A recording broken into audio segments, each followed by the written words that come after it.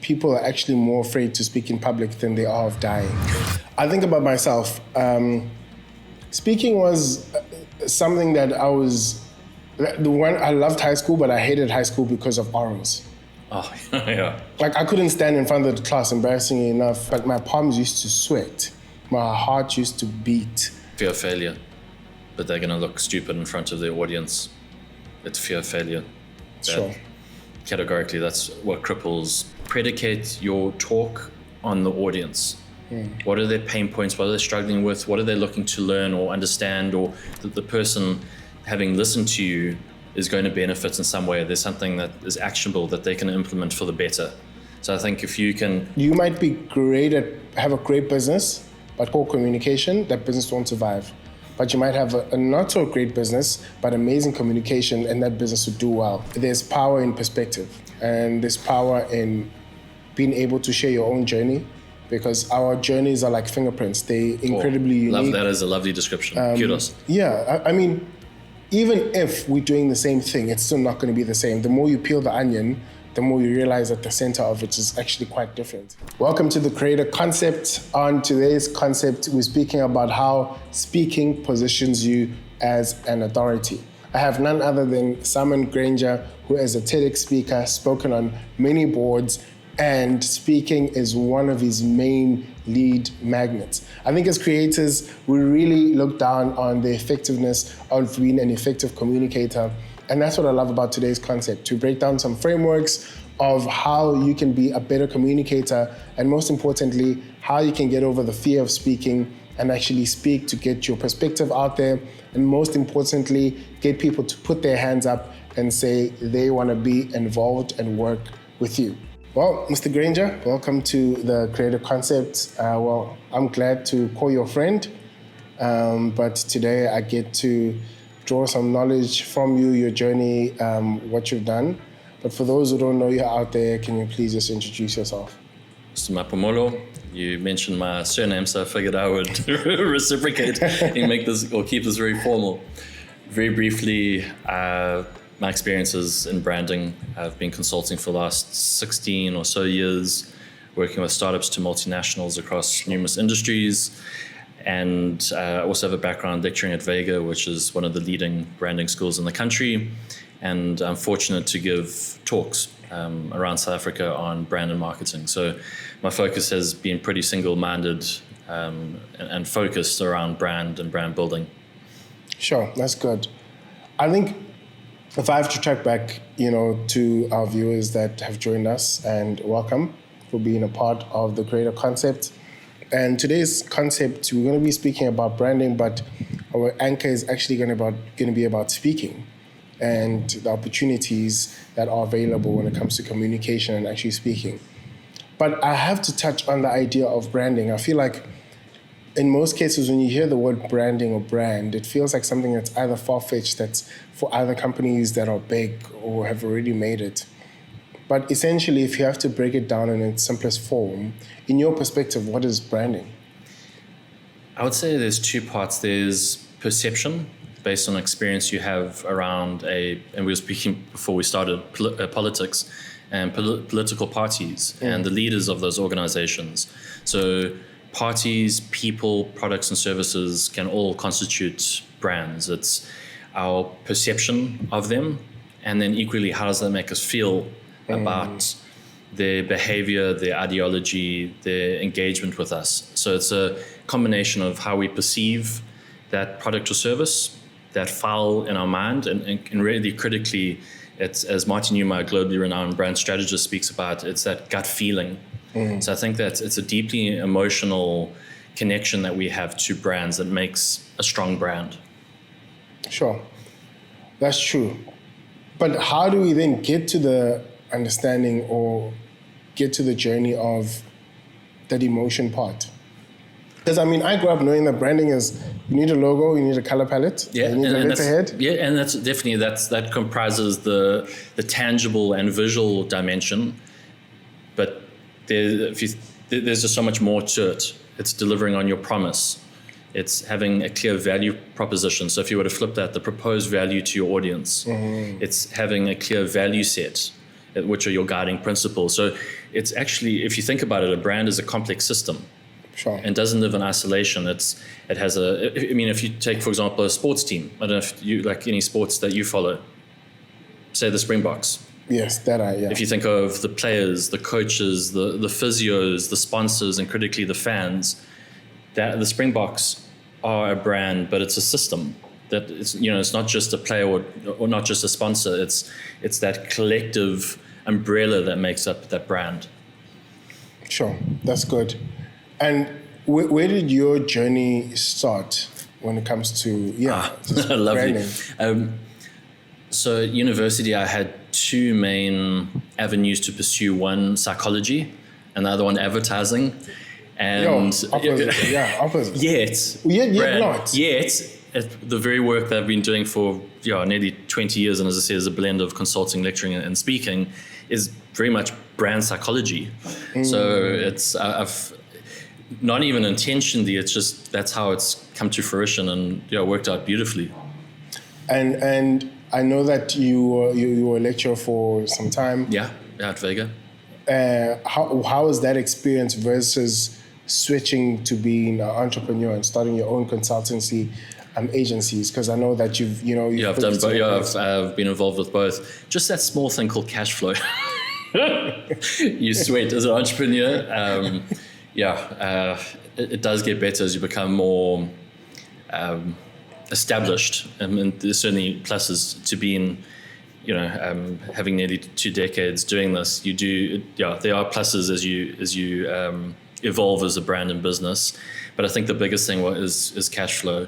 The advantage of being employed is that salaries come hell or high water. Yeah. Whereas with entrepreneurship, client can promise that they'll pay you on time. It doesn't necessarily mean that. And now you've got overheads. Those debit orders are coming on the 31st or whatever you've got them set as with your bank. You need to make sure that you've got enough to cover, that you're building reserves, that you are, have the ability to expand your brand. Was it easy for you to start a business? No, because I don't think I'm naturally an entrepreneur, to be honest. It's something that I've learnt and improved on and doubled down on my strengths. And that's worked out for me. And to be honest, entrepreneurship, I grew up, my late mother was a teacher, and respectfully, the conversations were largely around education. I kid you not, my father-in-law at age 20, 21, I remember clear as day, we're having lunch with Kate, who is my wife now. She's long suffering. So I was just thinking how long ago that was. Conversation with my father-in-law, John, spoke about entrepreneurship, and that was the first time that it actually dawned on me that I could potentially run a business. It was not on my radar. Honestly, I was going to get a job, and no disrespect to those that do have jobs. Well, I see. So it's context and exposure. It is context, and for me, this is my perspective. Not everybody has to agree with it, but I see jobs as a form of entrepreneurship. But I think the structure is just different. It is. You're just an entrepreneur that works within a certain parameter, and other people consult, other people take on projects. That's still another form. Exactly. So it's just a different parameters, because there the promise is I provided with the service. I'm here from 9 to 5. This is what I do, and at the end of the month, you obviously pay me for my services that I produce. Exactly. And then when you go over to consult, it's just that it's not really available. You have to go look for it. You have to. Yeah. So I just want to take a moment to give a shout out to the sponsor. This episode is brought to you by Creative Replay. That's my team. So here's the truth. Your podcast should be doing more than just existing. It should be building authority, generating leads, and positioning you as the obvious authority in your space. And that's exactly what we build for our clients. We take your expertise, whether it's podcast, video content, or short form, and we turn it into a system that actually drives business. Strategy, production, and distribution done for you.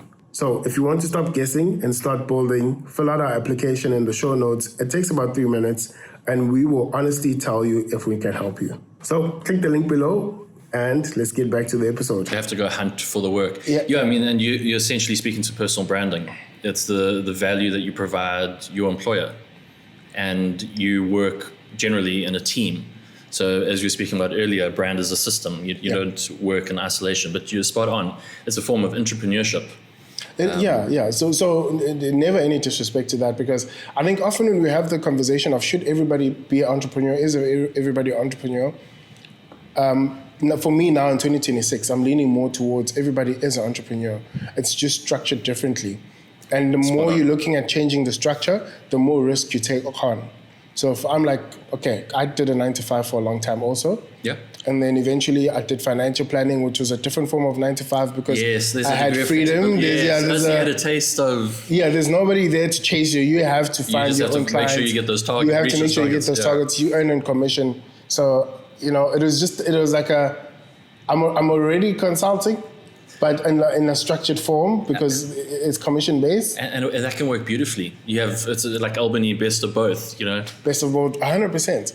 Until eventually I'm like, okay, COVID hit and I went back to employment, just that side turn. You have to make a plan. You have to have money in the bank and you have to find a way to do that. So yes. And employment was a 9-to-5, which meant I went back into business from a 9-to-5 perspective until eventually the business creative replay that I started matched my salary. It was doing slightly better. I was like, okay, it's time for me to go back and take a bigger risk now and change my business structure. So essentially all of us are in business. From a biblical perspective, there's a portion that says, do business until I come.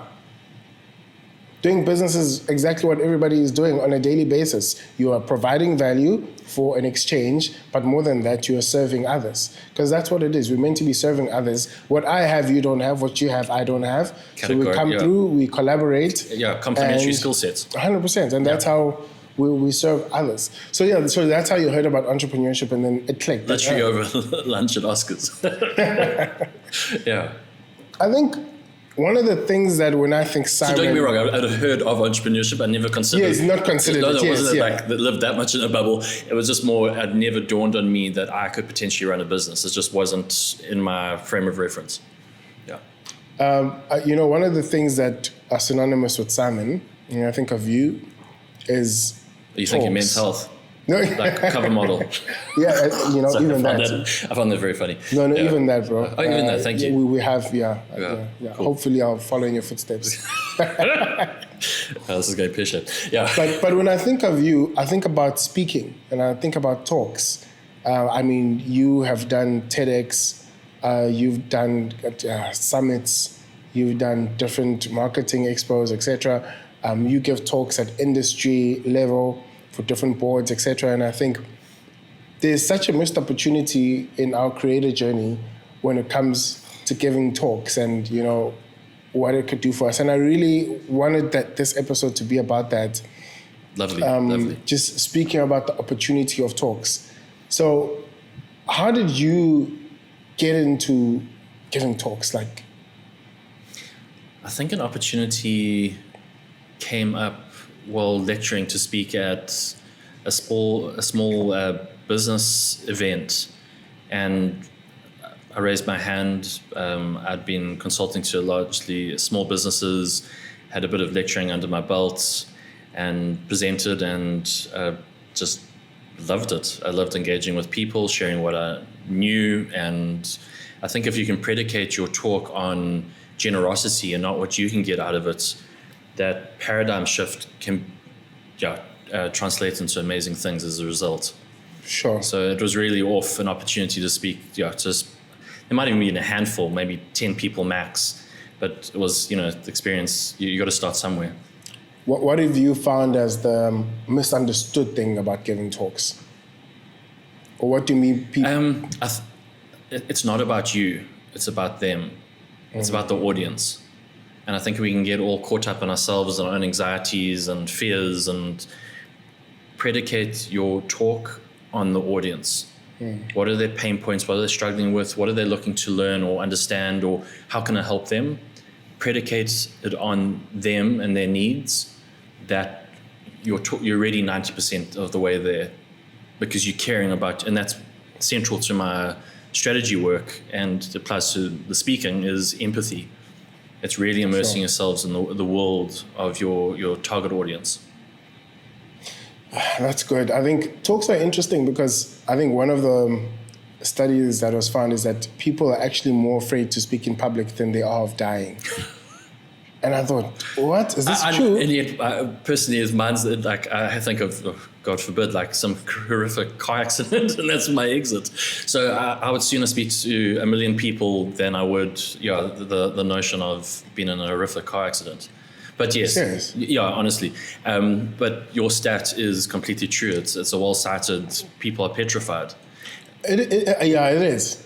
What are your thoughts? Why do you think people are so scared to stand in front of people? Do you think it's a confidence thing, or do you think it's I haven't exercised my expertise so much so that I can just, take it up and speak in front of people? That is a wonderful question. Very thoughtful. And that, I think in terms of herd mentality, it's safer when we are together.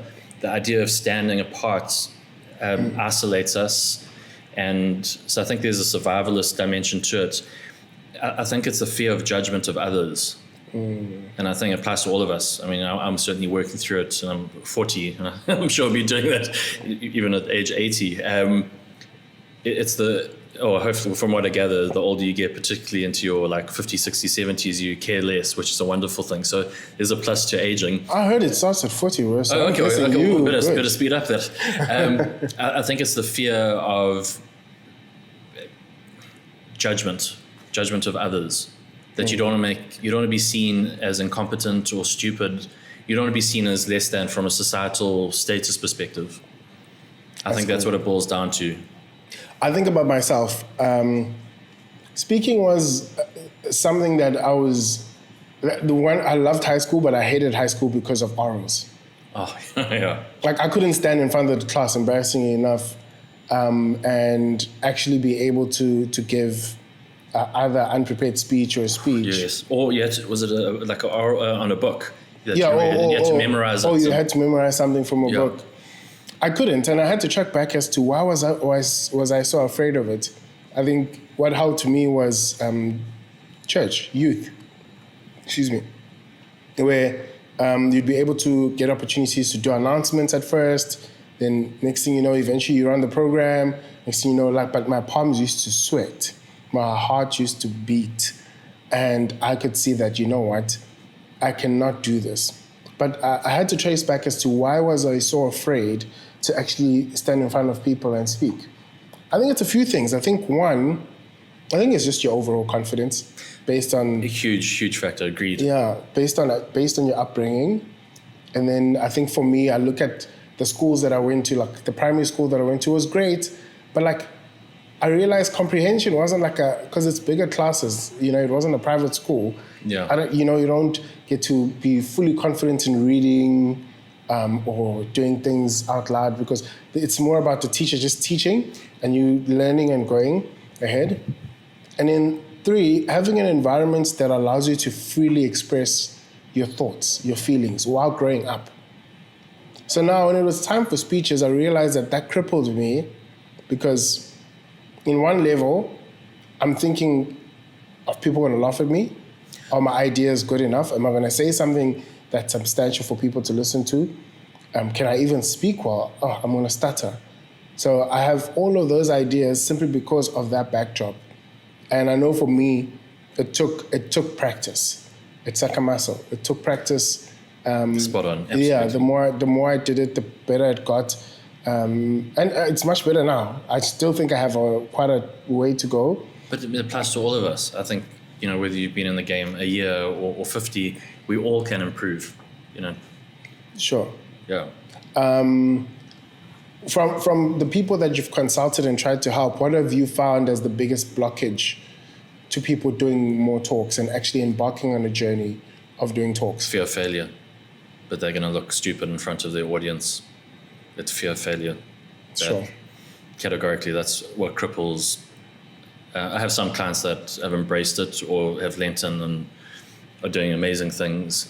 But I do think it's that fear of standing in front of other people.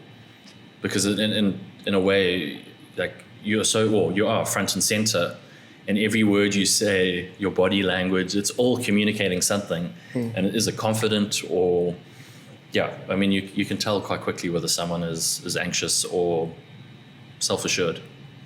Sure, that's good. Do you mind bringing the mic closer? Yes, sorry, apologies. That's cool. Awesome. Yeah. Like that? Yeah. Cool. Failure is such an interesting thing. And that's another thing I had to unlearn my relationship with failure, because from a school perspective, we always taught you need to get the best this. You always have to pass. That's what determines you moving to the next level. And I think in part it's correct. I'm not gonna, bash the whole system. Yeah, and it has its place in terms of that philosophy. 100%, but it also, the other reverse side of it is that it taught me to have an unhealthy relationship with failure. Because then failure for me was, it's done. Whereas as an entrepreneur, failure is your friend. Failure is how you fail forward. It's how you reiterate. I mean, half the time we don't know what we're doing. We're failing forward and we're learning and we're iterating. Exactly. And then we're implementing like, okay, that works. Let me do that again. Let me do that again. So I'm learning that the relationship with failure is also something that one sort of is continually having to change.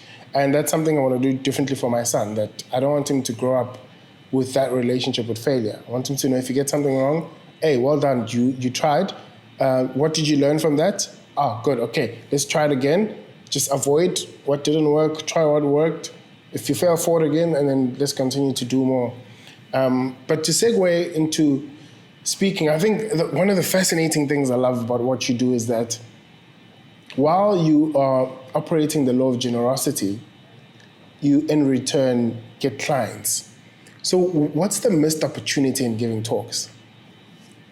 That people aren't giving talks or aren't giving enough talks. Because I think, as we were speaking about predicating it on generosity, there will be a return. It might not necessarily be from that talk. You might get an email or call or WhatsApp afterwards, or maybe nothing necessarily happens from that particular talk, but it's this cadence that you're building. And the more you speak, the more opportunities, and it's just almost a self-fulfilling prophecy that energy does translate. And also from a credibility perspective, that you're prepared to stand up and speak to your discipline, your field. I just see that as incredible personal brand equity building. Like, it's unmatched. I'd say that and writing a book would be right up there in terms of domain expertise that's close to unmatched. How has giving talks changed your business? More clients, more authority, more trusts. But the bottom line is, I would say, sales. And that, and in marketing, everything you do, or at least you try to, is you measure each of the activities. You have metrics in place, and I can correlate a talk to a lead that I got an inquiry off having met so-and-so, prospective client at a talk, or, we met, or I got an inquiry via that talk. I can correlate activity and ROI. That's so good.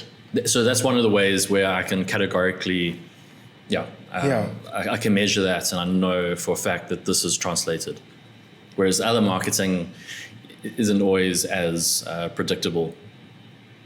What is it about talks that cause people to lift up their hands quicker than seeing an ad online?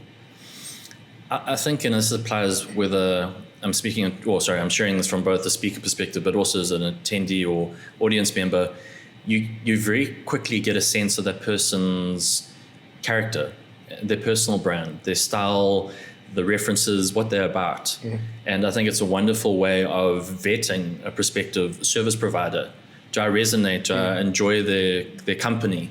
And I think if you do, and you see that they can help solve a pain point you're experiencing in your business or personal life, depending on the service that you offer, it's a way of, there's a criteria in vetting that goes with that. And if you resonate, you're more likely to then attract those opportunities. Sure. That's good. That's good. I really think it's a missed opportunity when it comes to entrepreneurship. Even myself. And you and I've spoken. I know.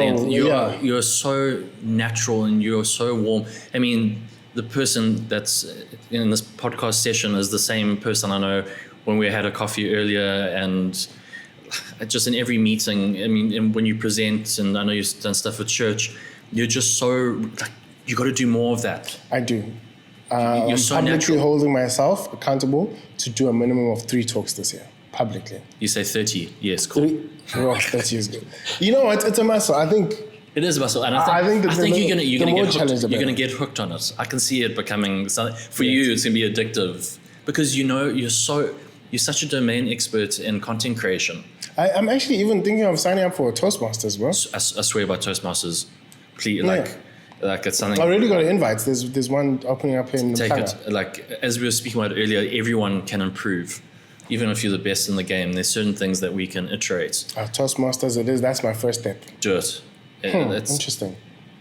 yeah. It is. The ROI is disproportionate. Do you think there's a lot of competition when it comes to giving talks? When I say competition, and I mean, are there more speakers than there are listeners? Is that a thing? No, so I think there's certainly more audience members than there are speakers. It just depends on the category. So motivational speaking, for example, is quite a saturated market.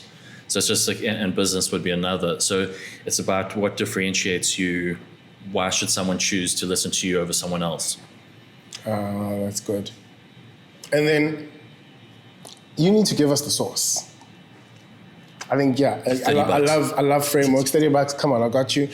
And the source is, somebody's listening to this and they're like, you know what, I want to improve my speaking. I want to start taking up speaking as a form of giving back, but also as an opportunity to hopefully get leads from that. Yeah. What would your framework be to either creating a talk or giving a talk? So before I would say or speak to a framework, there's a mindset piece that we've been speaking about throughout our session is position your talk on generosity, that the person having listened to you is going to benefit in some way. There's something that is actionable that they can implement for the better. So I think if that's your overarching focus, you're in a really good place. And then something that I learned from Toastmasters is the power of 3 or the rule of 3. So that your talk has 3 components to it. If you think about adding 5 or 10, that's information overload. But if there are 3 components to your talk, I mean, say for example, I'm giving a talk on brand communication strategy. I'd predicate it on the audience that we're wanting to speak to, who we are relative to that audience, your brand identity, and then how do we close that gap in terms of our marketing and comms channels. Those are 3 pieces that I think you can remember and you can action. So it's the power of 3. Add a 4th, I think people will start to forget. It becomes a bit hazy. So I would position it on leverage the power of 3. Sure. So just run me back again. Give me another example. So how, for example, the talks that you've done, can you give me an example of that as to how you leverage that or a framework that you use? Yeah, so again, I would think about how long I have and what I'm wanting to convey. And then, as I said, I generally will have 3 buckets that the content will comprise, and then I close it off with a Q&A. So I generally have 3 facets to that talk. Also, in terms of the audience knowing that, this is the first part I'm speaking to, now I'm speaking to the second, now the third. You know, like tension is such a rare commodity that we need to be able to say there's this last section to go from a concentration perspective. And it just helps from a recall, in terms of the audience's, engagement. And in your power of 3, does it usually follow, what's the word? Follow a similar structure? Absolutely. So I know from a delivery, there's a confidence that I will be speaking to these components. These are the examples that I'll be using. These are the content elements or pillars. It just helps me structure in my mind what I'll cover. And also means from an audience perspective that they know where they are. If you don't want a death by PowerPoint and it's a 3-hour delivery, whereas you've got a sense, okay, so the second piece is now, okay, so I've got 1 more to go. I can concentrate and I'm seeing how these 3 facets connect. Sure. You said audience? So that was just an example. Just an example. As an example. I'm just trying to further break down the power of 3. So it could be anything that relates to your industry. That came to mind is It's focused on your audience and who they are and what's important to them. Who are you relative to them? So your brand position. So how are you clearly differentiated in the market? Your value proposition, which is linked to that, that proposed value, your value set, your behavior, your personality, all those dimensions that add that richness to your brand identity. And then how do you close that gap? So it's an easy model. That's good. All right, that is an easy model. And I can always keep going back. Okay, so we've spoken about audience. Who are we? When we speak about channels, okay, but who are we relative to the audience? So you're seeing the three blend. So they're not separate entities, even though they might be treated that I'm covering this. They all are holistically intertwined. Okay, I'm good. I love that. I think another thing over time that I've had to learn, there's this guy called Caleb. He did a 6-hour personal branding course. 6 hour? Yes. So basically, the service that he would provide for clients, he took it out for free. And that's something I think my brain has been wrapping itself around. That he took out that 6-hour course, but he's actually gotten more clients than before taking it out. And that's my thing when it comes to talks. That I think we passed the era of gatekeeping with regards to keeping information because we are living in the information era. So you might as well be generous and give out the information. But I think in doing that, within that crowd of 50 people, there will be, 5 to 10 people who are like, I got all the information, I can go do it myself, but I don't have the time to do it. So I would rather pay you to do it for me. Similar to you're showing all the values, your domain expertise. I could ChatGPT a SLA or a contract or anything like that. But I'm not a lawyer. I don't have an LLB. I haven't studied law. I don't know if that's actually, I've got common sense and degree of intelligence, but I don't know if this is good. I don't know if this is watertight, what the gaps are. And so I still need that legal domain expertise to advise me as to whether this is watertight or not, or if I'm asking for trouble. So as you said, access is freely available. ChatGPT, it's phenomenal in terms of, we speak about it at length, but there's something where that human dimension can't be replaced. Sure, that's good. So you think that talking also comes into that where the more information, if I step on stage and I give off as much as possible. Okay, another principle that I always hear about, actually, while we're speaking about this, I know that I'm, going about, is the concept of the what, the why, and the how. Yes. That you speak about the what, you speak about the why, but then they have to come to you for the how. Exactly. Do you think that still applies? Absolutely. So I will predicate my talks on what said content is about, the value of it, but in terms of actually implementing it. And the thing is, each client, each member of the audience has different requirements. So you can't just provide a generic how. So that's where the value of having those conversations, and that leads to, potential business opportunities. So I agree with that framework. Provide the what. You can be very generous, but it still boils down to how that implementation. I would imagine a lot of your clients aren't or don't have the skill set to be content creators or have that curation that you provide with videography and photography. I certainly don't have that skill set. So you've shown me things on my phone, how to optimize settings. Even then, I still need your expertise because this is your game. Sure, that's good. But I'm starting to think, I'd argue, even sometimes taking out the why. Well, okay, so there's a principle by Alex Hormozi, and his principle is that when you give away a lead magnet or when you give away something for free, make it so good that it's something that clients would generally pay for. Because if you do that, you automatically eliminate your competition and they are forced to come back and work with you.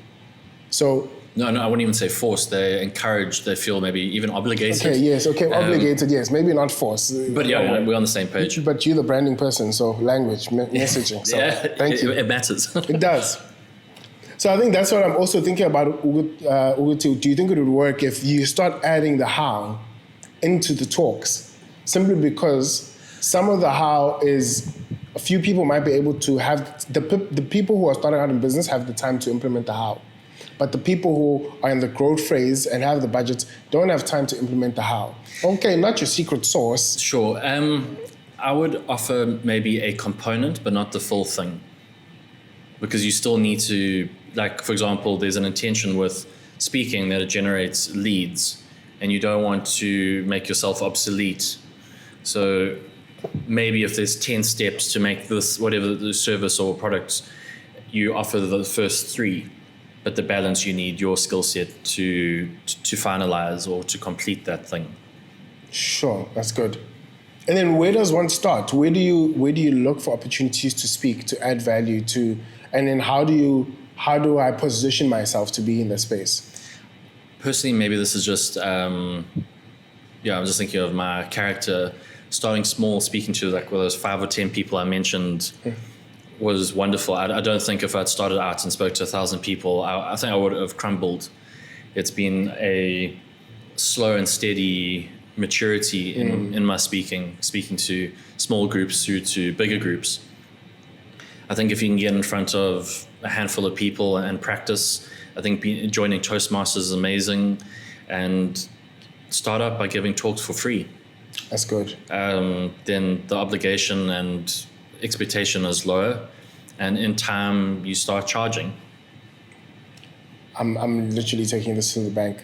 I'm seeing entrepreneurship and just being a creator in general is important, but being a good communicator is even more important, and especially the more mature your business grows. I might botch this, but I think there was a saying that you might be have a great business, but poor communication, that business won't survive. But you might have a not so great business, but amazing communication, and that business would do well. And it speaks to, I think, just the innate ability of humans being able to get a feeling or be attracted or being drawn to a messaging simply because of communication and how important it is to communicate.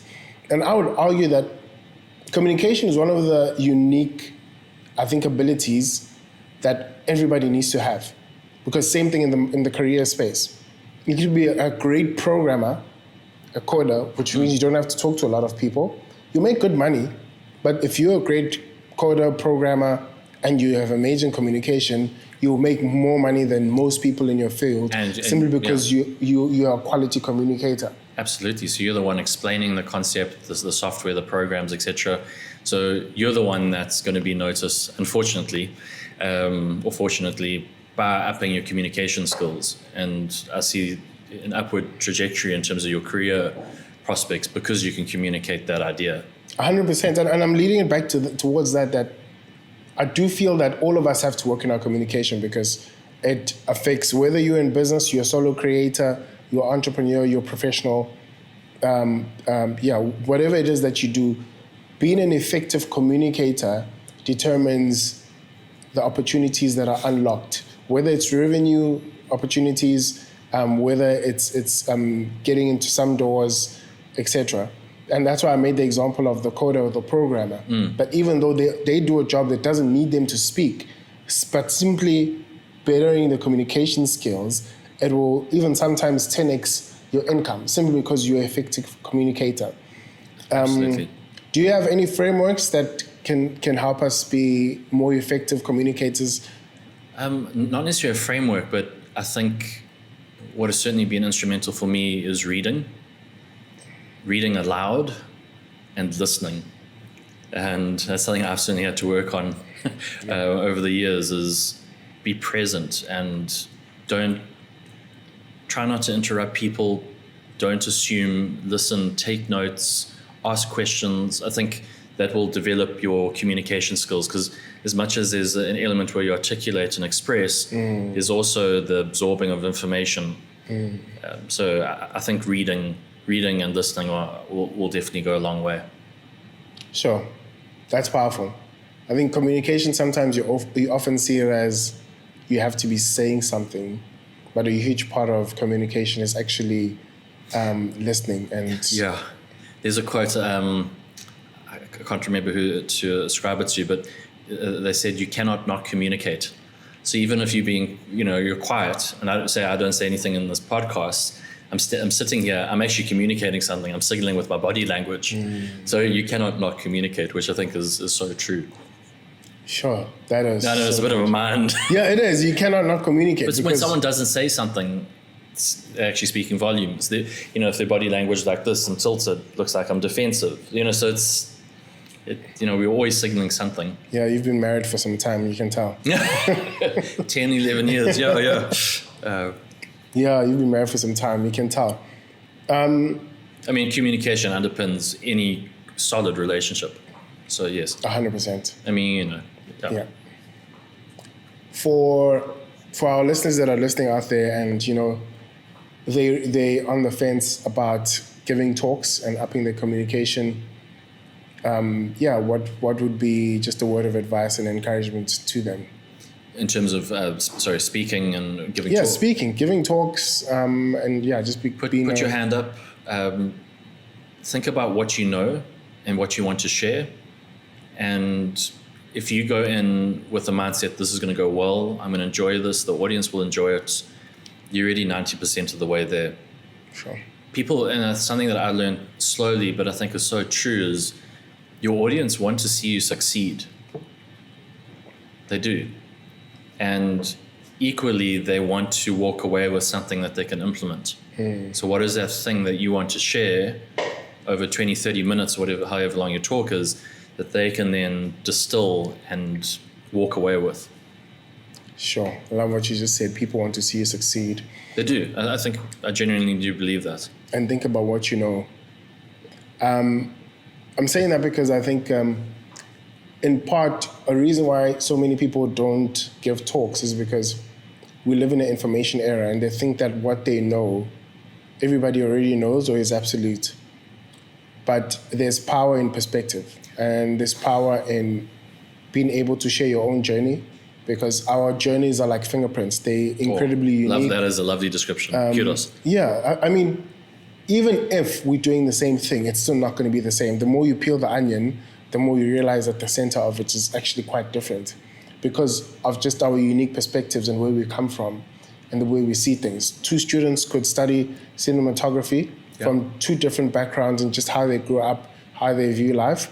They'll be given the same footage, they'll edit it differently, using the same equipment, same everything, simply because their perspective is just simply different. And I think that's what I love about being a creator in general, is the fact that we need to own our perspectives and we need to own the way that we view life, and we need to share those stories. Whether that gets shared in a talk or it gets shared in a business that you've created or it gets shared in a community, I think there's power in that because we're born to serve others, and part of serving is sharing your perspective, because your perspective might just be what somebody needs to know, or might be the solution that they need.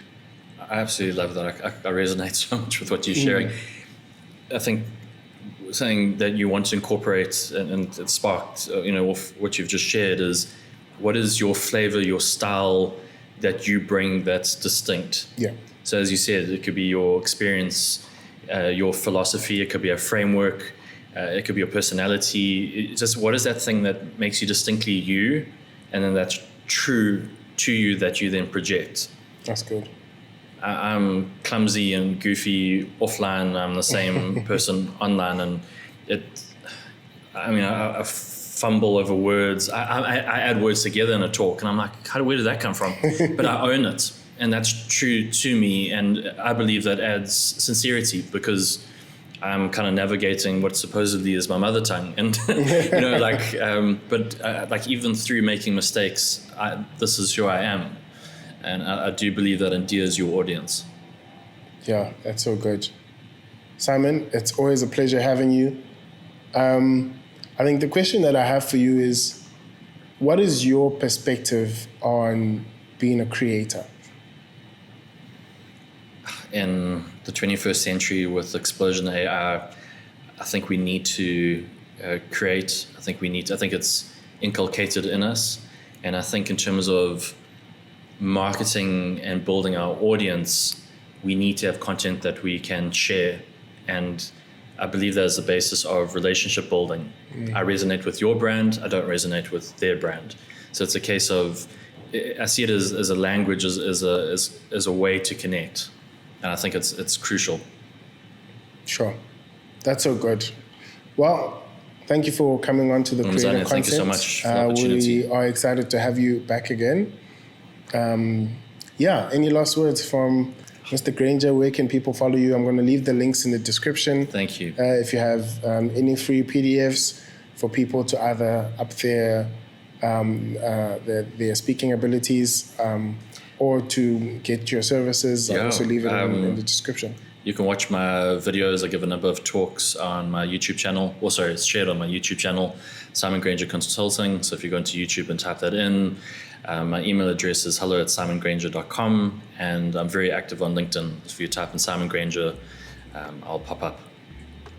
That's another conversation. That could be part 2. That's another conversation. People are sleeping on LinkedIn, but Mr. Granger. 1.1 billion users now. So yes, we need to. That could be a part 2. For those that are single, apparently LinkedIn is the new dating app. I never suppose. Never thought about it like that.